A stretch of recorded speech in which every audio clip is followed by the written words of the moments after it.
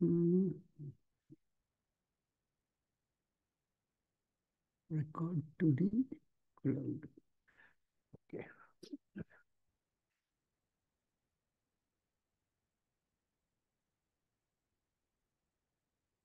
Just a minute. Let me just adjust the screen. Okay. So let me just mention what we are planning to do now.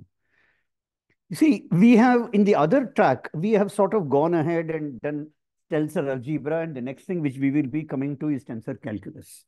Now, what we need to do is we have to cover up some ground in the standard special relativity and electrodynamics and all, so that when we come to the laws of physics in curved space-time, we already have a formalism ready in special relativity how to do that. So I will focus for the next few classes on essentially relativistic mechanics and relativistic electrodynamics, some basic things about it. Okay. So a few things I want to mention. See, one thing is what we had said was what are four vectors, which we already saw.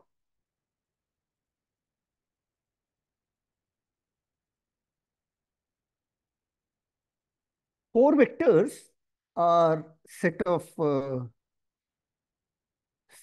quantities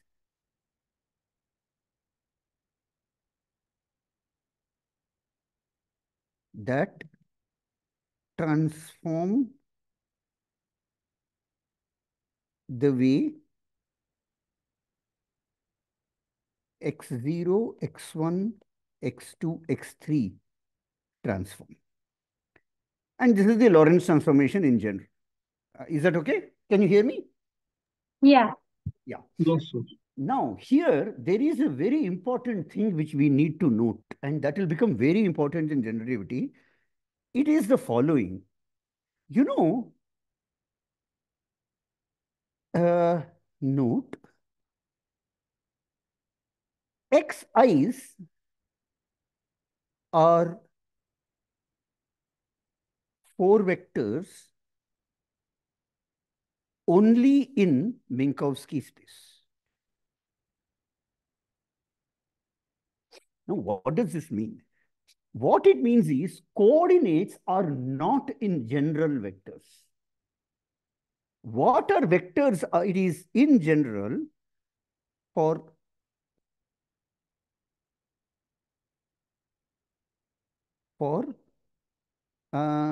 a general space-time. It is dx0, dx1, dx2, dx3. These are the vectors.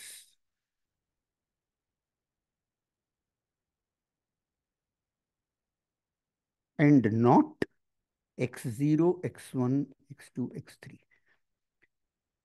And let me tell you why this comes up. You see, what is xi equal to? It is something like integral dxi. Is that okay? Yes. Yeah. Okay. Now, when you go from one system to another, I have got dxi is equal to del xi by del x bar j dx bar j. This is the definition of the contravariant vector which we already saw in the previous case, right? In general. Now, this, suppose I am evaluating this at a point P. Okay, so I evaluate this at a point P. Now, when I am integrating this, what is happening? So I am actually, so this is at one stage. In the next one, I have dxi is equal to del xi by del x bar j at a point P prime, which is in the neighborhood of that. So for example, suppose this is the curve I am integrating over. This is P point and this is P prime. So I'm integrating over this and adding to something here. So it means that this transformation, in this case, it is a transformation here. In this case, the transformation is here. You understand? This thing is being evaluated at two different points. Do you understand this? Yes. Yeah. Okay. Now what is happening is when I want to calculate xi and I'm calculating dxi prime, this will be equal to integral dxi by dx prime j dxj. But as you move along the integral, this is being calculated at different points, not at the same point. And that is why the sum of, so if suppose you have, in fact, this is a nice thing which I want to give you in a problem. If I have a vector, okay, now if I have two vectors, A and B, located at the same point, then the addition is a vector. But suppose I have a vector at A and a vector at B, and I'm going to add them, the sum is not a vector.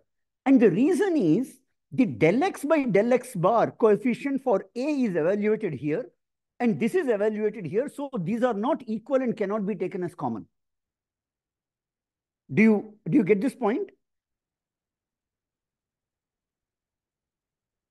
Hello? Can you hear me? Yeah. Yes. Yes, yes. But do you understand this point which I'm making? Can you repeat this for the two Okay, separate vectors? so it is like this. Suppose I have a vector AI and a vector BI. Now I had told that this plus this is equal to CI. Oh, acha, acha. Anil is okay, okay. Okay. So this is CI. Now I said that if AI is a vector, BI is a vector, CI is a vector, right? Yes. Now why did I say that? So it is AI is equal to A bar J del xi by del x bar j, and bi is equal to b bar j del xi by del x bar j. And when I add these two, it becomes ai plus bi is equal to a bar I plus b bar I into del xi by del x bar j. Hence, ai plus bi is a vector, right? Yes. That is, the transformation properties of A plus B is same as A and B. But there is, I have cheated you at some point. I have been, no, it is like Ashwatthama Hathakunjara of Mahabharata. I have been economic with the truth. Okay. See, here it is assuming that this and this can be taken common. These two can be taken common only if these two vectors are located at the same point. That is, this is being evaluated at the same point. Yeah. But if my AI and BI are at two different points, for example, suppose I have a fluid which is flowing and I want to add the velocity here with velocity here, it will not transform as a vector in general because I can't take this common. That makes Do sense. you understand? This is a very Yeah. Yeah. interesting. I mean, I have never found this explained explicitly anywhere, but this is the point. Now, Yeah. what happens is when I'm doing this integral, the dxi which is being added is at different points at different points along the integral. Just like A and B are located at different points, if suppose this is a path, I am adding this one to this one to this one to this one. So each of these is located at a different point. So when these vectors are located at different points, the integral which involves some of these vectors do not transform as a vector. I mean, if you Yeah. don't understand, I don't mind repeating it. But do you understand thing? Because I gave you an example of two different vectors located at two different points. When you add them, the sum does not transform as a vector. But right? when you're calculating an integral, they are just the tails are placed, the tail and head are placed next to each other, right? So Yes, but the point is, the whole idea is it as I go along the path in the integral, I hmm. am having dxi's at different points. That is why I'm able Okay, to okay, cover the entire okay, path.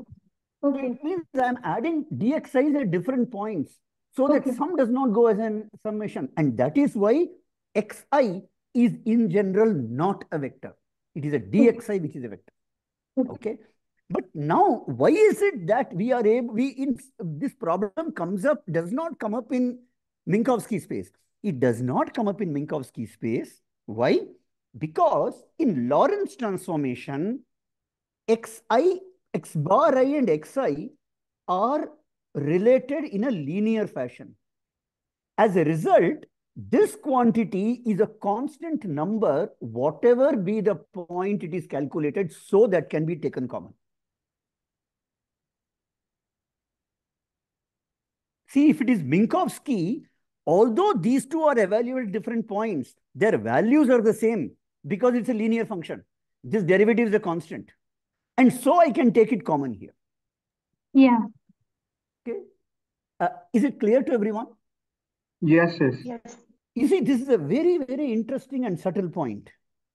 That is why in special relativity, you just loosely say, xi is a vector. But when you go to curvilinear coordinates, xi is not a vector. Only in Cartesian, just 1 minute.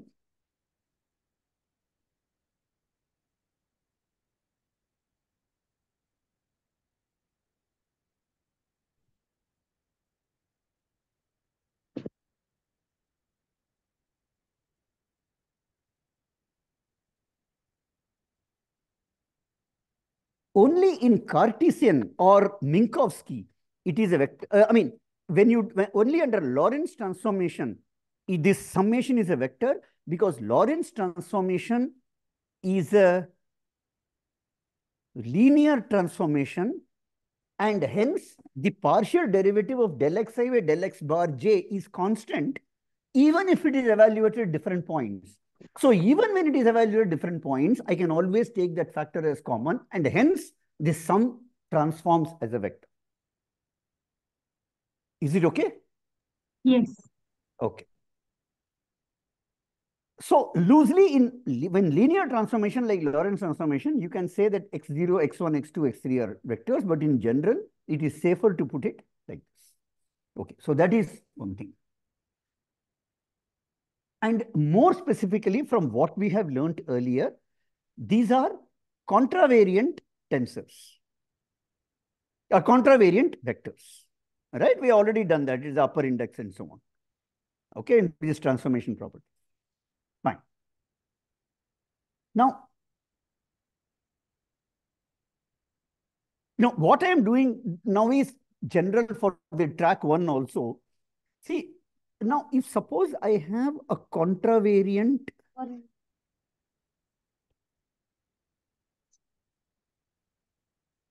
vector AI, then this quantity Gij times AI is what kind of a vector it is? Covariant. It's a covariant vector because I is being contracted, so it is lower one. So it's a covariant vector. And by convention, we also represent it by the quantity A with this. But otherwise, this A's lower I and A upper I are completely different animals. It is a way of writing that this is represented this way and this is represented this way. Okay.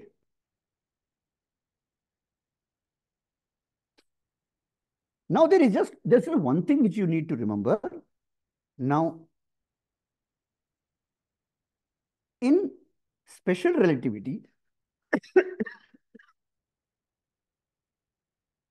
Gij is nothing else but eta ij, which is 1, 0, 0, 0, 0, minus 1, 0, 0, 0, 0, minus 1, 0, 0, 0, 0, minus 1.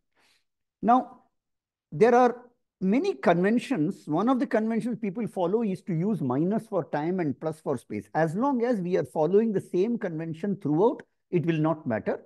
I am following the convention which is done in Landau and Lifshitz volume 2. Okay. And so what we find is, because of this, this implies that A0 is equal to A0, A1 is equal to minus A1, A2 equal to minus A2, A3 equal to minus A3. Is that all right? Yeah. Okay. Remember, this is only for this case. Okay. And this can be extended to even tensors. So for example, I have AB, a covariant tensor can be defined as GAI, GBJ, AIJ. Right? Now, GIA is a tensor, GBJ is a tensor, AIJ is a tensor. Okay? And now we find that if I now look at it, let us look at various quantities. I have got A 0 will be equal to what? G0I, G0J, Aij, which is equal to eta 0I, eta 0J, Aij. And so eta will contribute only when I equal to J, when I equal to 0 and J equal to 0. And that contribution is 1 because eta 0 is 1. So this is equal to A00. Okay? Yes. A01 will be what? A01 will be G0I, G1J, Aij. And this will be equal to eta 0I, eta 1J, Aij, which is equal to eta 00, eta 11, A01. This is 1, so this is minus A01. And if I do A11 will be equal to G1I, G1J, Aij, which is equal to eta 1I, eta 1J, Aij, and that is equal to this will be this will be equal to eta 11, eta 11, A11, which is equal to A11 because both the negative signs will cancel. For that matter, if I take any spatial portion, A alpha beta, alpha and beta is equal to 1, 2, 3. So A alpha beta is equal to G alpha I, G beta j, A I j, which is equal to eta alpha I, eta beta j, A I j, which is equal to eta alpha alpha eta beta beta, because only diagonal terms will contribute in eta. This is alpha beta. And since this is minus sign, this is minus sign, this is equal to A alpha beta. So this is how you can construct all these things. Is okay? Yes. Yes. Okay. So this is how. So I mean, I'm just giving this because, you know, later when we will be doing in detail about covariant things in other one, it will not be just minus or plus, but more numerical factors and functions. But in this simple Minkowski's case, this is what it will be. There is another tensor which is a very important tensor which will keep coming. And so I will just list it here. It is called completely antisymmetric unit tensor. Now, what is a completely antisymmetric unit tensor? So in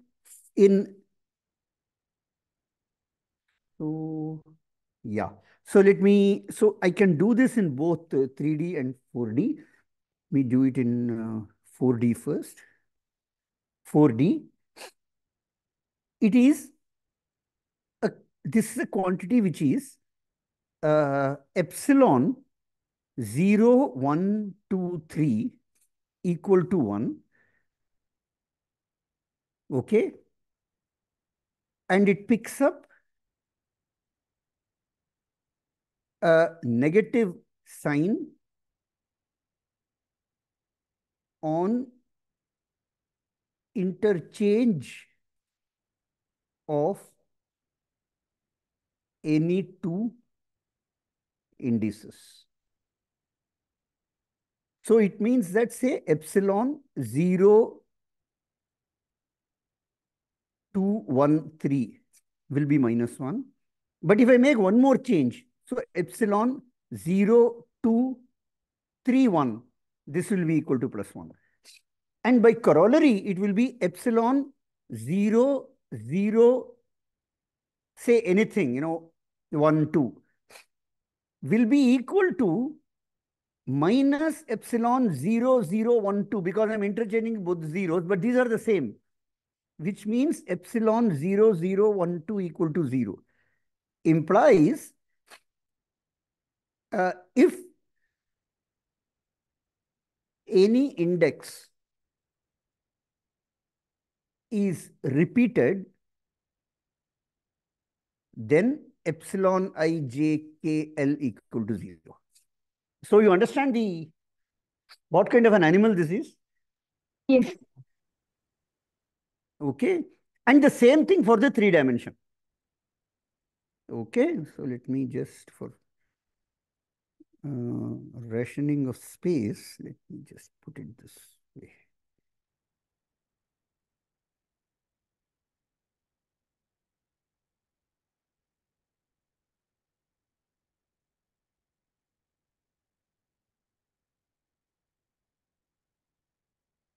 Okay, so now let me do it for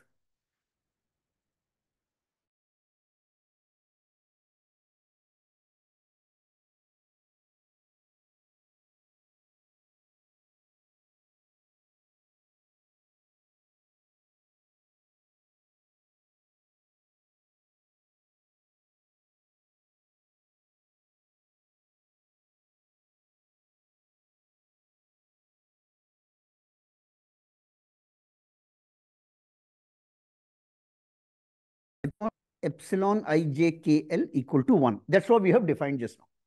Is it okay?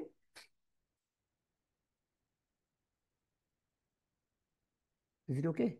Yes. Okay. So now I can next do the following. I can BCD. Huh. So I can construct. So what I will. So okay. So I can actually construct. No, I can actually make this covariant tensor. So I have got epsilon I j k l epsilon a b c d. What is it equal to? This, I mean, this is something which you will have to just by brute force do it and check. Okay, so I will just give you the result. This will be equal to a Kronecker delta function of I with A. Then I will keep this I same here with B, delta IC, delta ID, delta JA, delta JB, delta JC, delta JD, delta KA, delta KB, delta Kc, delta Kd, delta La, delta Lb, delta Lc, delta Ld. This determinant. So depending on I value of I and j, this each delta will be 0 or 1. And if I solve this entire thing, I will get the value of this. Is it okay? Yes, yes. Now I can ask Yeah. one more thing. Suppose I contract L and D. That is, I make L equal to D and sum it over. Then the result is, as I said, I mean, these are something which you just have to brute force calculate and check. There is no other go. So I made D equal to L and summed over L. And this will be equal to minus delta IA, delta IB, delta IC, delta IJA, delta JB, delta JC, delta KA, delta KB, delta KC. So basically, since I have made two of them equal, this dimensionality of the determinant has become 3 instead of 4. Because there are only 3 by 3 now. IJK, ABC, L is a dummy index. Now one can get even more greedy, and I can contract another two set of integral indices, and I can ask what is it? Epsilon IJKL, epsilon ABKL. So both K and C are contracted, L and D are contracted. This comes out to be minus 2 delta IA, delta IB, delta JA, delta JB. More greedy, make J equal to B and contract. Epsilon I J K L, epsilon A J K L. This is equal to, when you calculate, 6 times a delta function of IA. And now what I do is I even make this equal IJKL epsilon IJKL. What is it equal to? 24. -6. No, Minus 24. minus 24. Because Oh, okay, I okay, okay. not only am making the two indices equal, but I'm also adding them up. So this is added. There are four dimensions, so it added 4 times. Mhm. So this is minus 24. Let's do a similar exercise, which is simpler for the case of 3D. I will have epsilon, alpha, beta, gamma, epsilon, what is alpha, beta, gamma, delta, delta I don't want to use, sigma, eta, rho, because they are 3-dimensional indices, so I'm using the Greek indices by convention. This will be delta alpha sigma, delta alpha eta, delta alpha rho, delta sorry.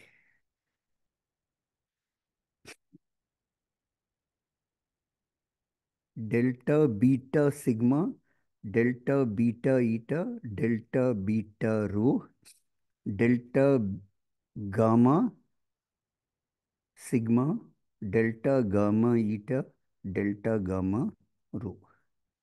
So this is the integral exactly the same, but remember that there is no minus sign, because it all comes because when I am lowering these index and finding the covariant, in the case of 3-dimensional, that metric is 1, 1, 1. Whereas in the case of this one, it is 1, minus 1, minus 1, minus 1. That's where the extra minus 1 comes in determinant. Okay?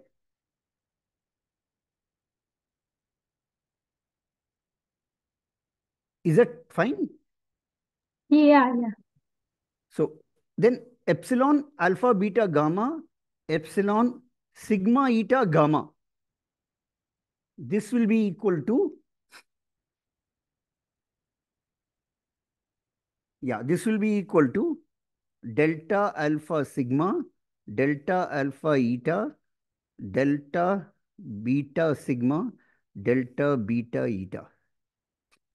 And if I again contract beta also, it will be alpha beta gamma epsilon sigma beta gamma will be equal to twice delta of alpha sigma. And if I also contract alpha, it will be epsilon alpha beta gamma epsilon alpha beta gamma will be equal to 6. So these are results which will be useful for you to keep in mind, because some problems, when you're doing all this tensor operation, you will have some mixture of all these things, and then then you know how to deal with these deltas. Now, as an example of Yes. Now, yeah. so is brute force the only way to get to this, because it's a fourth order multiplied by another fourth order? Yeah, I mean, you see, you just have to argue it out or something like that. There's no other way to get it. Okay. Okay. I mean, there is nothing like which you can call or at least I don't know of any smart, cute way to get it. Okay. So let us see in 3D application. We know that if suppose I have a vector C, which is equal to A cross B, what does this mean? It means that this is nothing else but I, J, K, A1, A2, A3, B1, B2, B3. Okay, here I am not taking care of covariant and contravariant, because since it is a three-dimensional vector, my G alpha beta, which is E alpha beta, is only a delta function. So they are both same, contravariant and covariant. There is no minus sign. A bit of an inspection will tell you that this can be written as C1 is equal to A2B3 minus A3B2. C2 is equal to A3B1 minus, maybe it's a minus sign here. No, no, you have Yeah, taken it's a it. minus sign. Because, J will be expanded, so is a...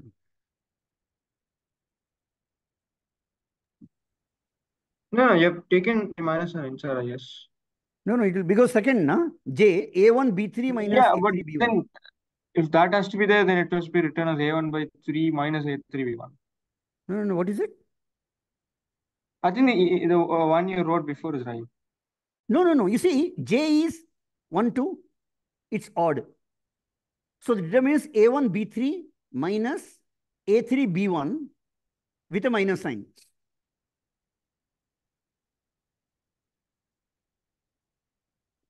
Right? Harish? Yeah, but C2 has A1, B3, right? Like, what is A1, B2 doing there? No, C2, this is J, A1, B3, A3, B1. But since it is 2, 1, there is an extra minus sign. Yeah, that is there, but I think you have taken that inside already. No. I mean, okay, let me write it this way.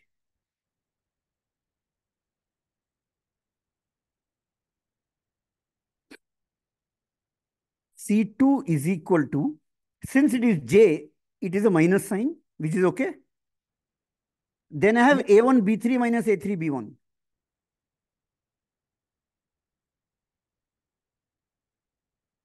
Yeah. And so if I take the minus sign inside, this will be 1, this will be the A3 will have plus. That's what I had Yeah, written. that is what I said.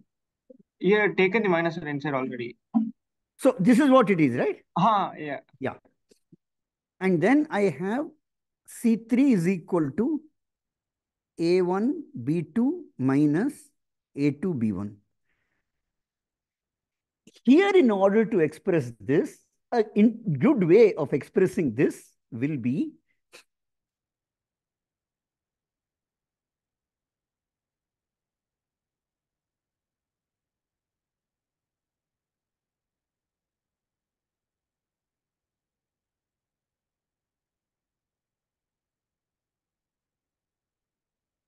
no.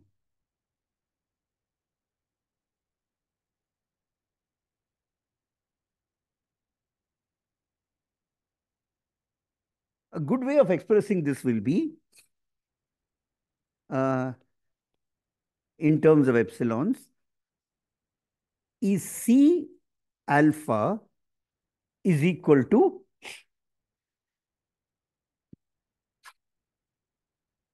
or I just a minute. So let me just so that there is no confusion, let me make everything contravariant, although it will not matter. But let me just follow that thing.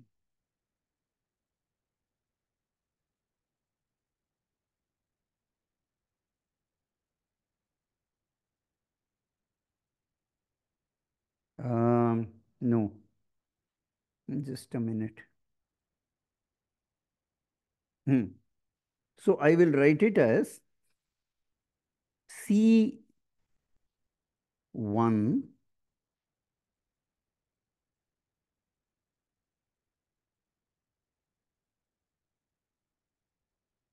I mean, it will not matter, but I'm just trying to follow the convention.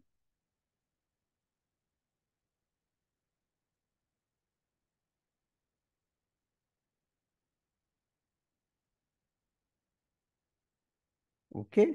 And so I will be able to write this as C alpha is equal to epsilon alpha beta gamma A beta B gamma.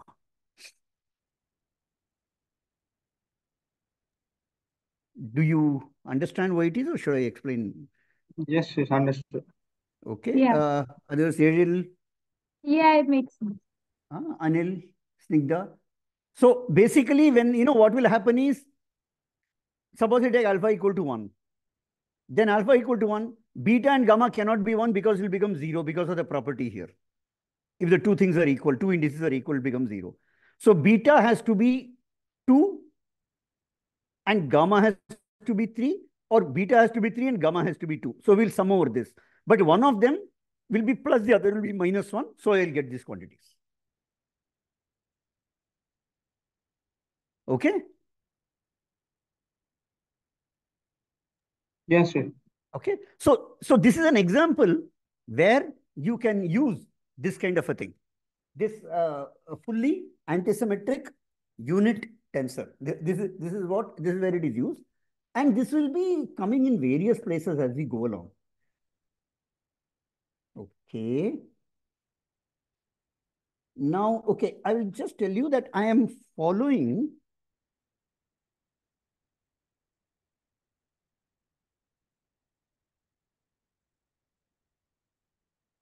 uh,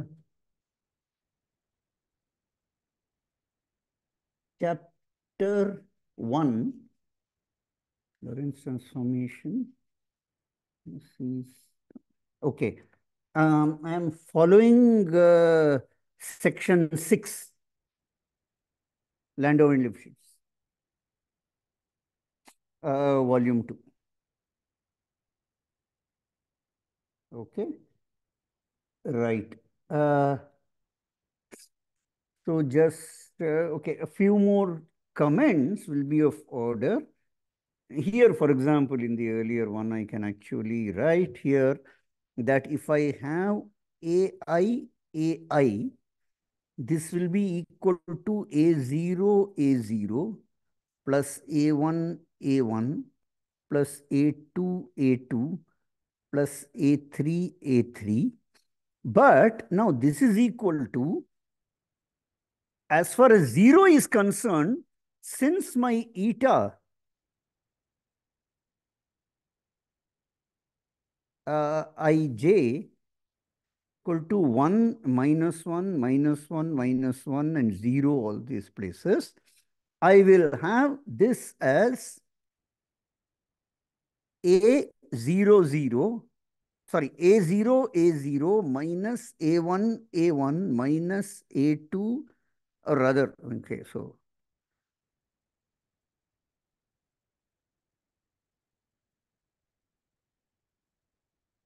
A0 squared minus A1 square minus A2 square and minus A3 squared.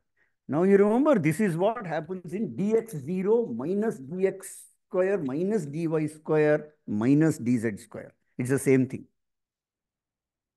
It's okay? Yes. Okay. Fine. Let's go ahead. Okay.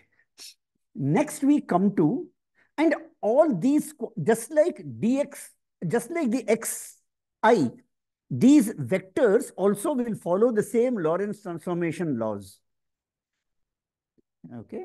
And now let us come to the next thing, which is four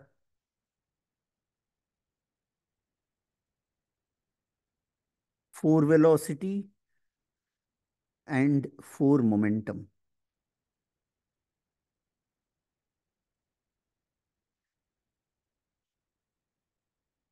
Okay. So we know that three velocity is defined as dx alpha by dt. By generalization,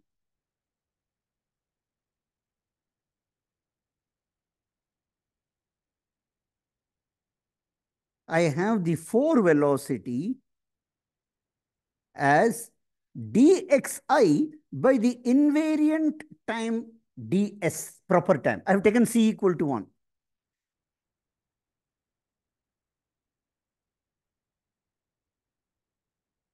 Okay. So it means that the four velocity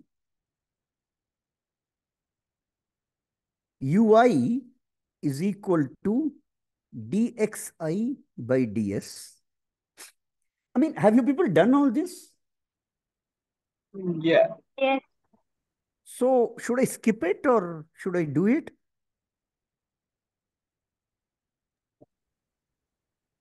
No problem. Either way. I mean, we can do it once again. Okay, I will just do it because, okay, I will just tell you some subtle aspects about some laws of this and what is their physical significance in a Newtonian language and so on. Okay. Okay. So this is what it is. And I also know that ds is equal to square root of dt square minus, I will call it, you understand this, right? It becomes dx1 squared plus dx2 squared plus dx3 squared. Yes. And Yeah. so this is nothing else but dt times 1 minus v square, the famous quantity which comes in relativity. Remember that a reason why I'm not having v square by c square is because I have taken c equal to 1. Otherwise, it will be v square by c square. Okay. And this you usually write it as dt by gamma. That is, gamma factor is equal to 1 by square root of 1 minus v square. As v tends to or as v tends to 1, gamma tends to infinity, as it should. Okay. Fine. And so let us now use this and this. It means ui is equal to gamma times dxi by dt. Okay. Now, when I equal to 0, dx0 by dt is equal to dt by dt is equal to 1. And dx alpha by dt is equal to the three velocity v alpha. And so, this ui is nothing else but gamma times 1 v alpha. Is it okay? Yeah. Yes. Okay. Now, what is 4 momentum? This is 4 velocity. What about 4 momentum? And here there is one thing which I want to caution. People talk about relativistic mass and rest mass. When you are talking about hardcore relativity, there is nothing like a relativistic mass and a rest mass. There is only one mass, which is rest mass. The other factor is actually coming from energy. Okay, it will be clear as we go along. So the 4 momentum is defined by m into ui. Here, if you want to connect it up with your standard terminology, m is the so-called rest mass. And so this is equal to gamma times m mv alpha. And if you restore c, it will become gamma mc by, sorry, mc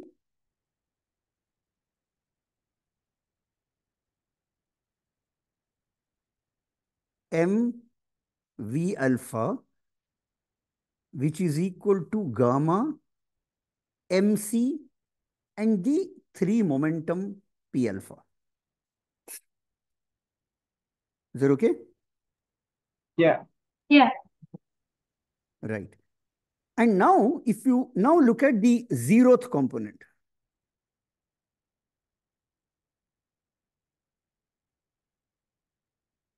the 0th component is just E by C. pardon? E by C, right? Yes. So it is mc by square root of 1 minus gamma v square. And since we have put back c, I will write it as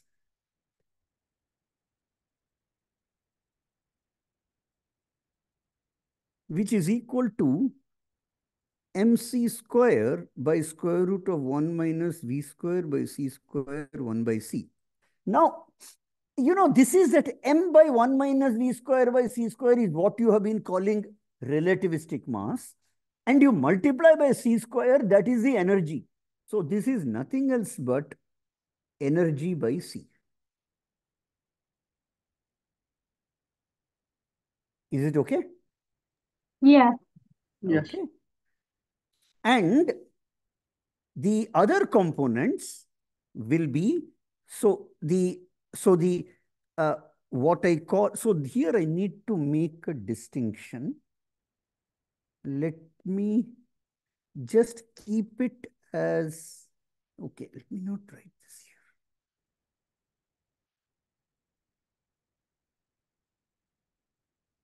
here. Okay. And now the other components, I will have u alpha will be equal to the 3 momentum, sorry, m into u alpha is 3 momentum divided by 1 minus v square by c square. Okay. So basically it is the v square, it is just that this factor changes this thing. So that is the difference between 4 momentum and 3 momentum.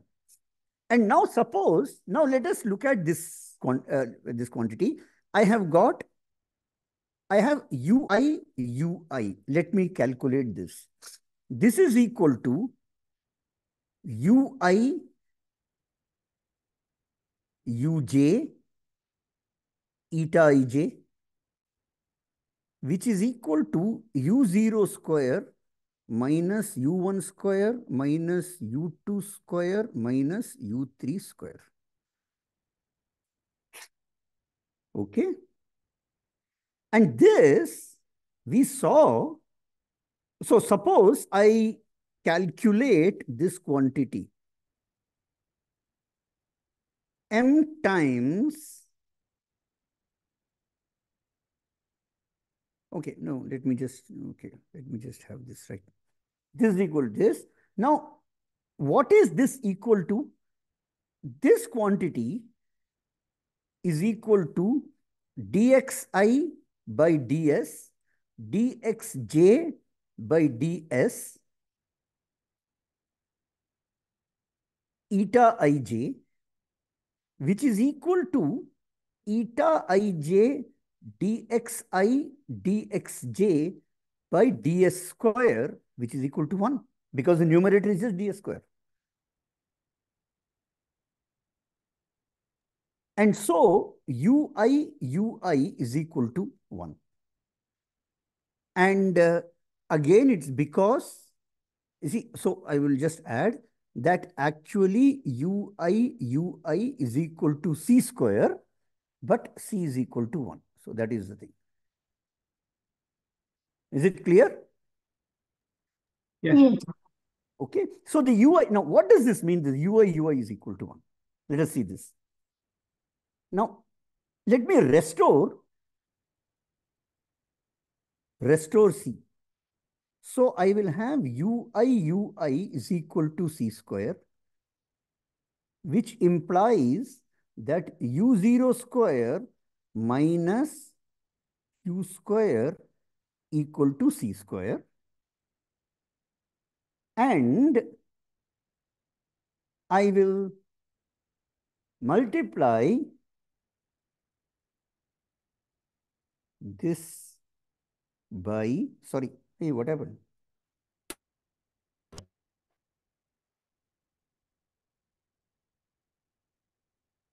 I mean, are you able to see the screen? No, sir. I don't know, suddenly Yeah, the this. screen is visible, the notepad isn't. Oh. So I just pressed something, I think. I don't know, and I don't know what I pressed. Oh, I see.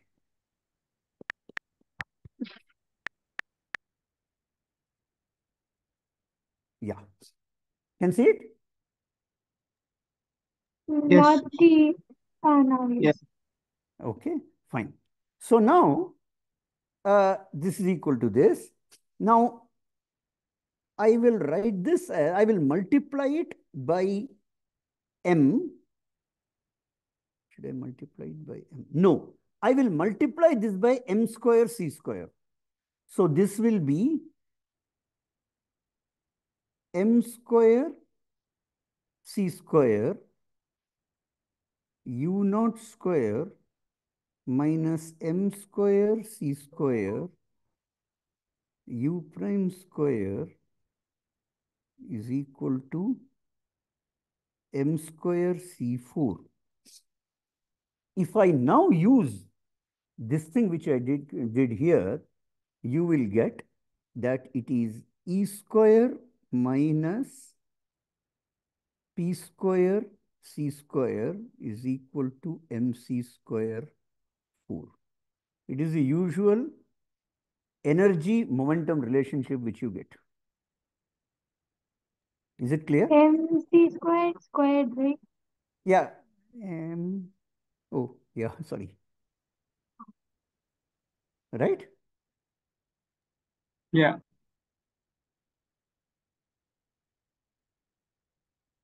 Yeah. So you just substitute and get this. Now, when you have a particle at rest, then P is 0. And then the energy, then E is equal to mc square, and that is that famous relationship which Einstein got. That is, the energy stored in a particle at rest is mc square. Do you understand this? Yes, sir. Yes. There's a very hesitatingly. This, yes. No. It is okay, yeah. Okay. I mean, you just look at the Landau, like then it will be very clear, like once you do this. Yeah. Now there is one more thing which we can do. We can talk about for acceleration. And there is a very interesting result which you get here. Now, for acceleration, which I call Wi, which will be equal to dui by ds, just like 3D acceleration, a alpha equal to dv alpha by dt. Okay, that is the generalization. like before. Okay. And now there is something very interesting. What is, okay, calculate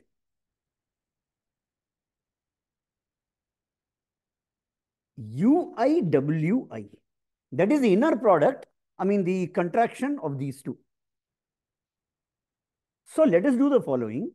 We know that UI is equal to 1, which implies that d by ds of UI is equal to 0. And this implies that dui by ds ui plus ui dui by ds equal to 0. Now, what is ui dui by ds, which is equal to ui d of eta ij uj by ds. Now, eta ij is a constant number. It is either 0 or 1 or minus 1. So, this is the, I can take it out of the differential.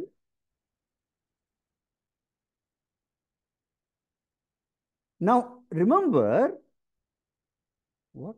Oh, just a minute.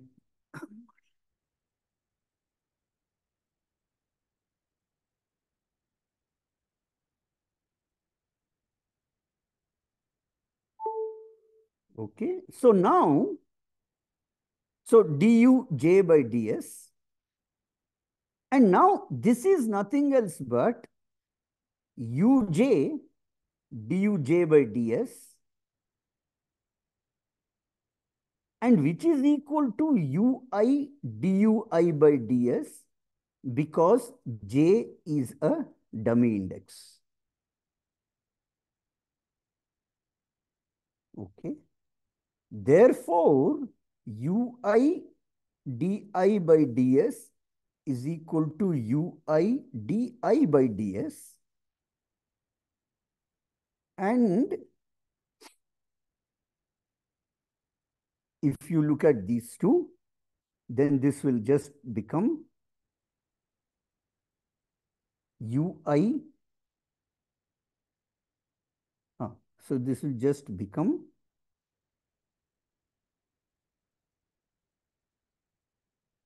ui dui by ds equal to 0, which implies that ui wi equal to 0. It means that the force velocity is always normal to the force acceleration. Now remember that in 3 dimension, when do we have this force and velocity being perpendicular? Circular motion. Circular motion, right? So that is why when you have magnetic field, that's what happens. So, but remember that is in 3D. This is in 4D, so it doesn't mean it is circular motion. That's why I wanted to sort of caution you. So this is the force velocity and force acceleration are 0. But then there is an interesting thing which you can do. You can split it as this will be equal to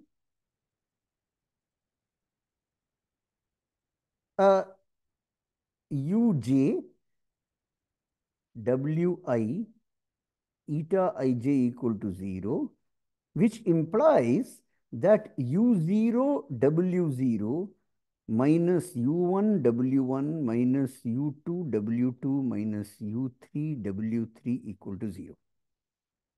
Okay. Now I will leave it as an exercise. Should I leave it as an exercise? Okay, let us see. Okay, let me just see this. Okay. Now, this quantity is what? Okay, so let us just calculate this. I have got u0 is equal to what? It was gamma. because u0 was gamma into 1. You remember, right? I mean, when we had calculated Right. this quantity Yeah. here. Okay, here. So this was one.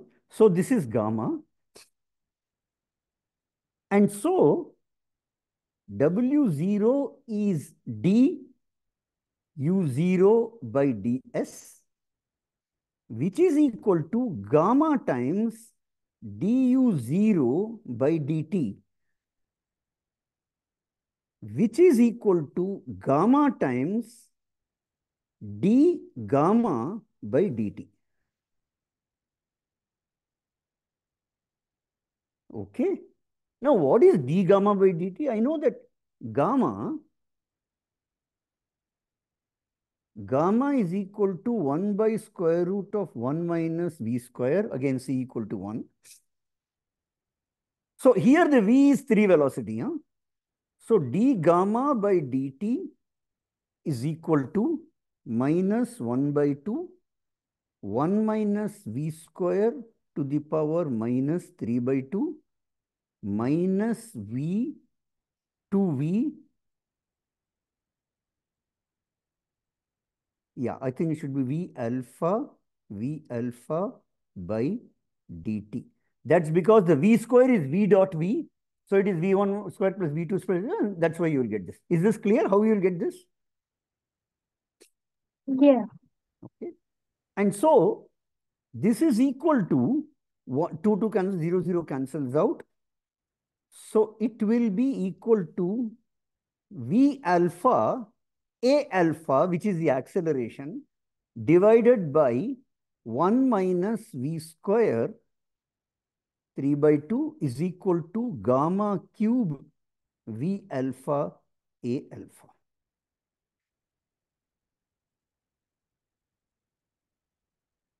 Okay. I hope this is okay. Yeah. And then this implies that u0 w0 will be equal to gamma to the power 4 v alpha a alpha. Not very happy with this.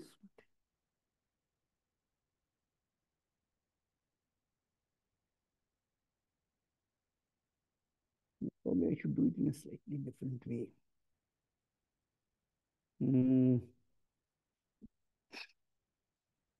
Let me just do it in a slightly different way.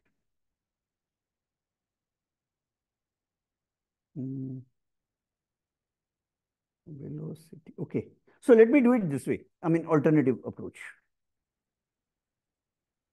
Or, okay, let me just remove this. I mean, this was fine. I will remove this. Okay, this is correct, but I mean, it's more cumbersome way of getting what I want to get. Okay. So now let me, so we have m ui, okay, m. Okay, so we will have this as m into u0 w0 minus u alpha w alpha equal to 0. And let us calculate this thing.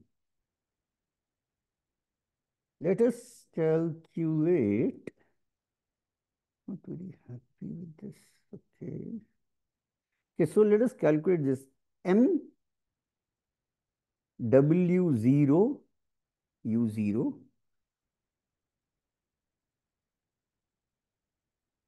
No, wait.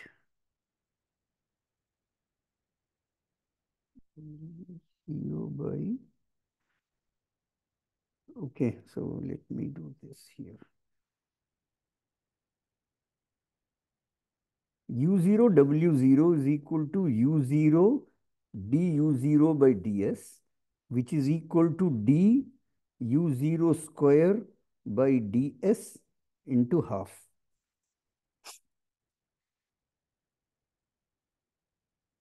Okay. And so I have M U0 W0 is equal to 1 by 2 d by ds M U0 square, and this is equal to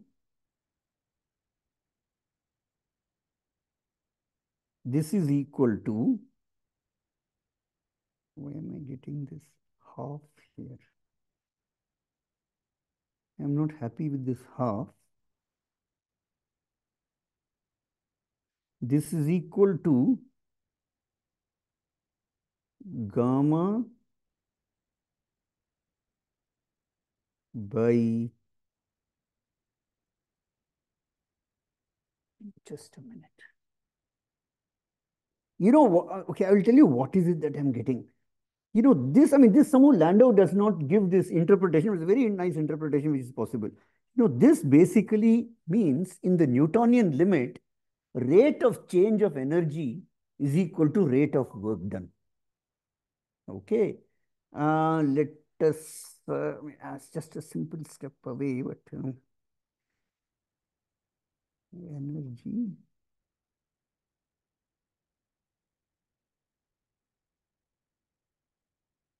Okay, so let us see. So this is gamma by 2 d by dt of m by 1 my m square by 1 minus v square. No, I am talking nonsense.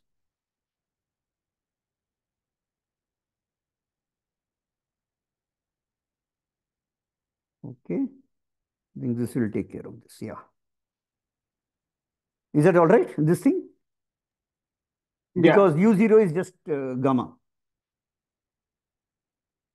Yeah. So U0 square is 1 by 1 minus v square. Is this okay? Yes. Okay. Now this will be equal to gamma by 2. M is a constant. And this thing will be 1 minus v square by 2 with a minus sign and 2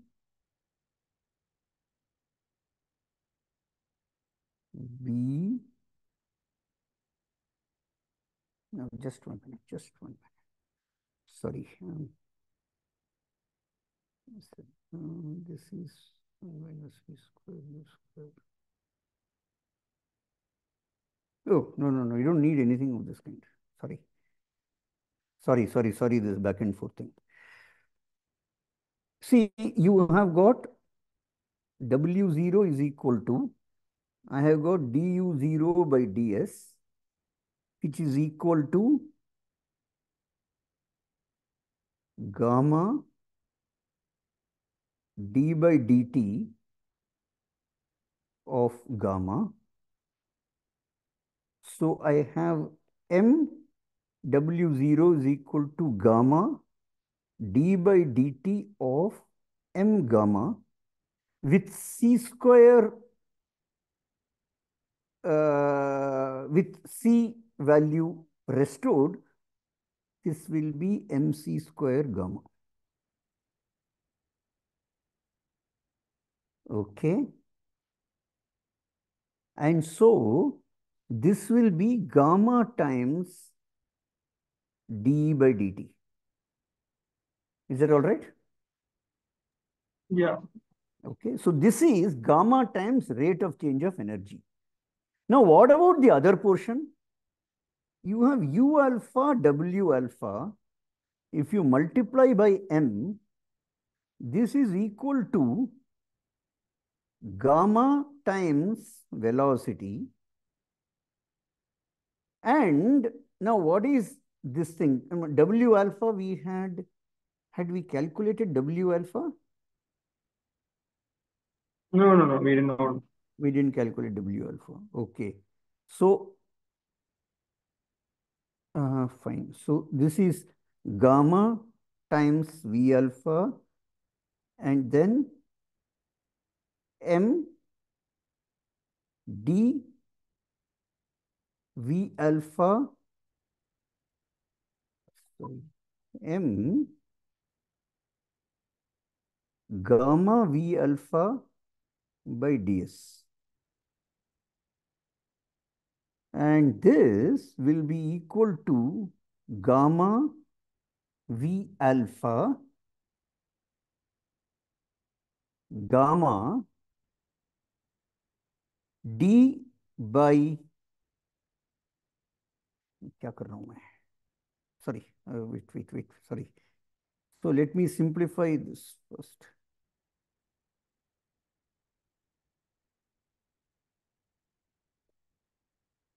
MW alpha is equal to M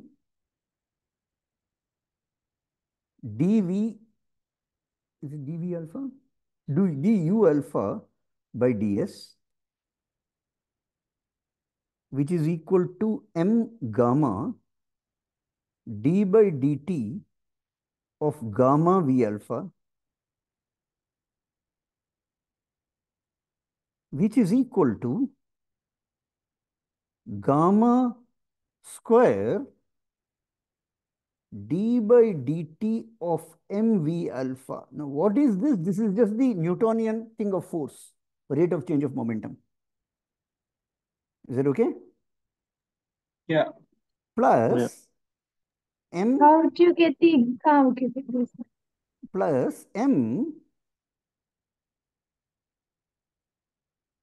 gamma v alpha d gamma by dt, which is equal to gamma square, I'll call it f alpha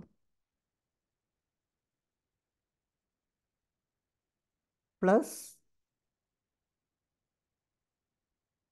m gamma v alpha, yes, and then this quantity will be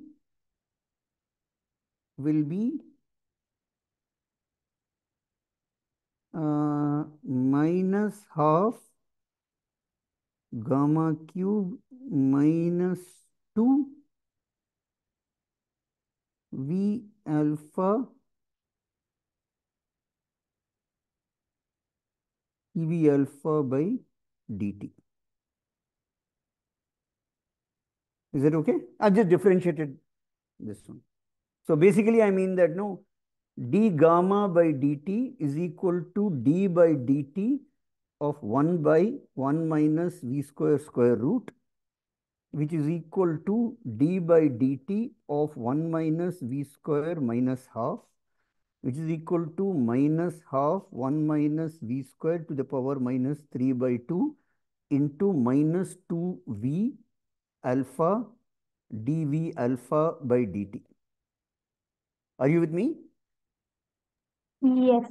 And Yes. this will be equal to v alpha by 1 minus v square cube. So, I mean, this will be equal to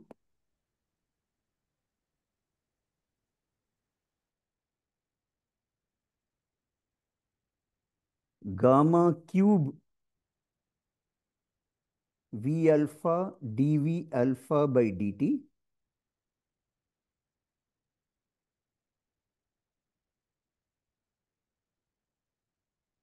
I hope I'm not talking junk. Yeah, but this is okay. So that's what I will get here.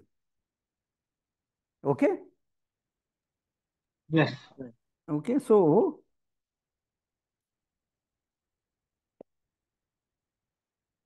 this I will write as gamma square. I will include this m and this one and take f alpha common. And alpha gamma square plus this is gamma cube and then gamma 4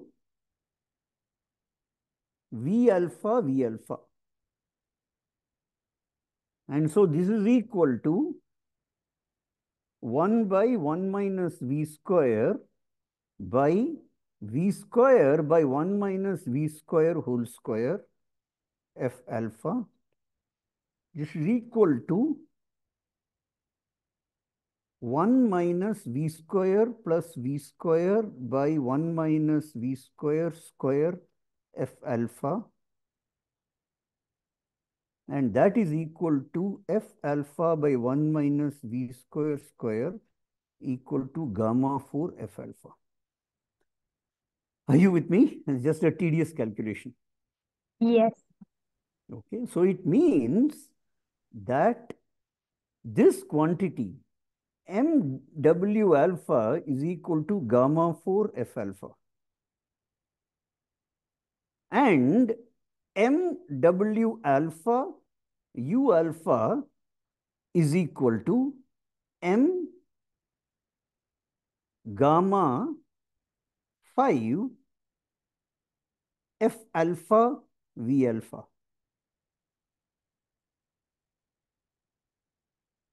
Not this. This is, yeah, that's correct. There is no, sorry. No, sorry. This is not there. Is that okay?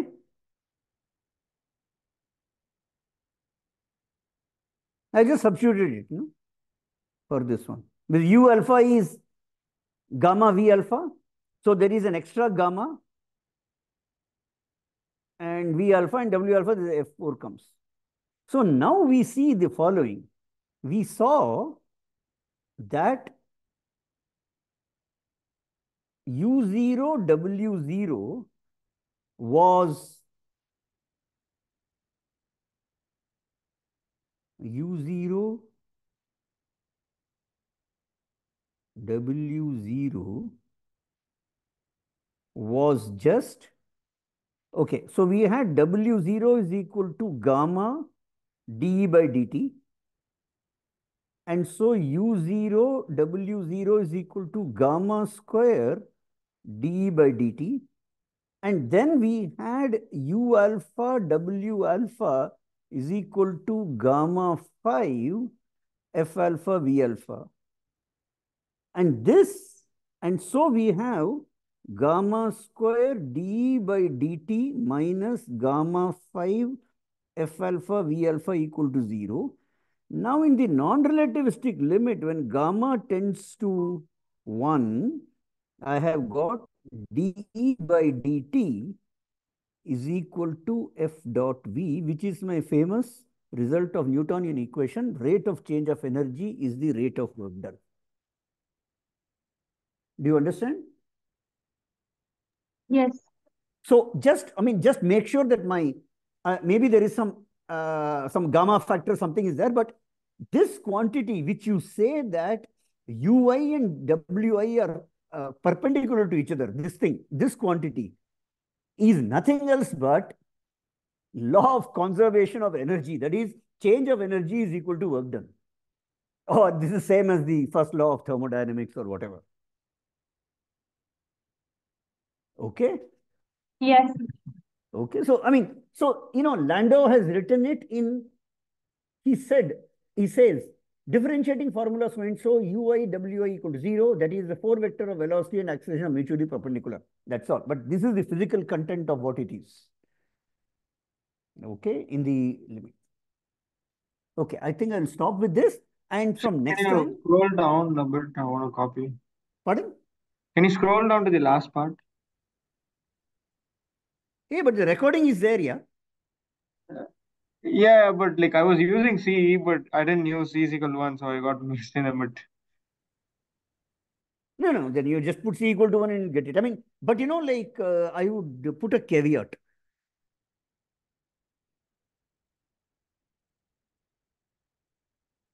I'm just telling you broadly what is the result, but just to get all the factors correct, just do the calculation.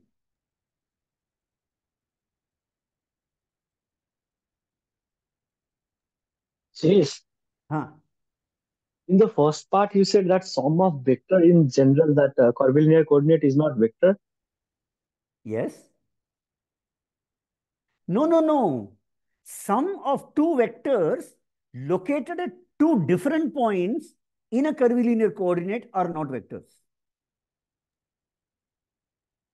Definitely, you have to evaluate that at the particular point, isn't it? Two vectors at the Yeah, same point. exactly. That is correct. Then only they are, okay, when you have two vectors and they are Mm-hmm. located at two different points, then their sum doesn't transform as a vector. And the reason why I gave it was, in general, integral of dx alpha is not a vector, which is x alpha. Mm-hmm. That is why I was telling you this. Okay. See, because when I'm doing an integral of dx alpha, the dx alphas which I'm adding up are all located at different points along Mm-hmm. the curve. So when I'm adding them up, they don't transform as a vector because they are not located at the same point. And that is why, in general, the x alpha is not a vector, it's only a coordinate. What happens is, in the case of Lorentz transformation, since the transformation is linear, the del xi by del x bar j, which is being evaluated, although it is being evaluated at different points, its value is the same because the relationship is linear. It's a constant number. And that is why it doesn't matter. That is why in special relativity, you loosely say that x alpha is a vector. Okay, but if you take two vectors at the same point, then Then, sum is a vector. then there is no problem. Then there is no problem. Two vectors located at the same point, their sum or difference or anything is also a vector. Mm-hmm. The problem comes up when you have, I mean, it is something, let So me put it. you are saying that in the case of Lorentz transformation, this is linear, so that that term is It constant, doesn't that matter. partial is It's a constant, so it coincidence doesn't that, matter. exactly, Huh. exactly. But in general, what you have to do is that you transport that vector at a particular point and Exactly. then evaluate. And then do that. Yeah. Mm. Since I read Hartle, okay, in that it was saying that giving the example of polar coordinate, okay. The polar coordinates is the same thing. I can't Uh, add two different vectors in two different points and make it into a vector. so it was saying that if I have a vector at certain point and another vector at different point, Huh. so when I parallel transport is the bases are changing, so its component will change, but vector will not change. I didn't understand that one. You're saying that its component will change, but vector will not change. Okay. Okay. I will, in the track one, I will come to it next in tensor calculus. See, Okay, okay. okay. So since you are asking me, let me just tell you. Uh, for example, suppose I have a free particle. So this is a xy, a free particle traveling in this direction. Okay. Mhm. At one time, its velocity will be this. Okay. And so what is Yes, it? It will be Vx equal to some V, Vy equal to 0. In yes. polar coordinates, it will be Vr equal to 0 and V theta equal to some number V, because it's only Mhm. changes the observer. Mhm. Once it reaches here, this remains same. But now, Yeah, that when will you change. have this one, this is my Vr and this is my V theta. It has picked up a Vr and V theta. Mhm. But so what is happening here is the component of the vector is changing, but physically the Mhm. vector is the same. And why is it happening? That is because your basis Basis coordinates is. r theta itself is rotating. Mhm. And so the point is, actually, this is the crux of the complication of tensor calculus, which I will come to next in track one. Okay, That okay. is, So, that is when you see a change in the component of a vector, it has two components. One is the physical change in the vector, and because my coordinate system is changing. If I want to extract physical laws, I need a mechanism or I need a particular algorithm for subtracting out the change which is due to coordinate artifact. And that is what is called covariant derivative. So I will come to that. mhm. Sure, And, this So, huh, d by dt another thing. f huh. bar dot v bar is applicable only for gamma tending to 1, right? Otherwise, there'll be a gamma cube term. Yeah. So I'm just saying that I'm just trying to tie it up with when we do Newtonian mechanics, we say that the change in a rate of change of energy is rate of work done. Yeah, the It's power just that. basically. Huh. Just that. So I'm trying to get the Newtonian analog of that. All right, all right. Okay. Yeah. Anil, you had something else? Yeah, last time I got confused in that thing that in that metric of spherical coordinate. Okay, Mm-hmm. so I think now I understood it. Like Okay. whenever Okay. I imagine that spherical coordinate, that it reminds me of a sphere, and then I see that sphere It is a curved thing. Yeah, you see, yeah. See, the point is spherical polar coordinates in three dimension is different from spherical coordinates on a sphere. Okay. See, in spherical coordinates on a sphere, everything is constrained to move on a sphere. Hmm. Okay, whereas other one is just freely going in flat space. Is that okay? Okay. Uh, Snigdha, is it okay? Today you are very quiet. You are generally very quiet. Yeah, Fiz, it's okay. Okay. I mean, feel free to ask if there's anything. Huh? Okay, I will keep Okay. updating all these recordings and so on very regularly from now on. Okay? Okay. Yeah. Bye. Makes sense. Bye.